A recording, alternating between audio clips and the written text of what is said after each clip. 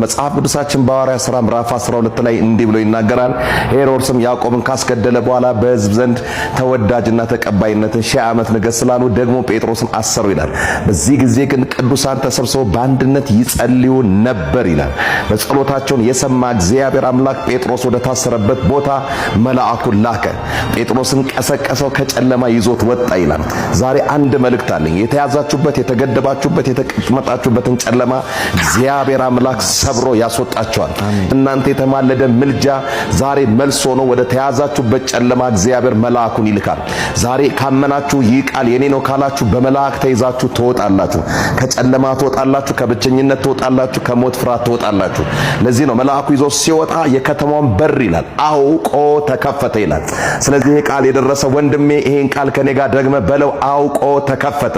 በኢየሱስም አንድ ነገር አውቆ በኢየሱስም ይከፈትላችሁ። የጠነከረ አይከፈትም የተባለ ዋና በር በኢየሱስ ክርስቶስም ይከፈትላችሁ። ለዚህ ነው ጴጥሮስ በተከፈተ በር ወጣ ይላል።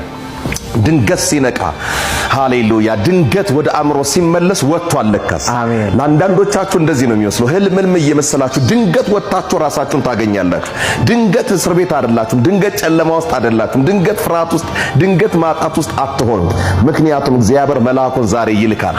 ድንገት ወጣችሁ ራሳችሁን በአደባባይ ታገኛላችሁ። በጌታ በኢየሱስ ስም ይህ ቃል ለደረሳችሁ መልእክታችሁ እንደሆነ አምናለሁ። አውቆ ተከፍቷል።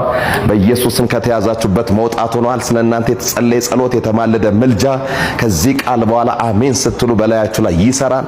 ሻሎም ሻሎም ሻሎም።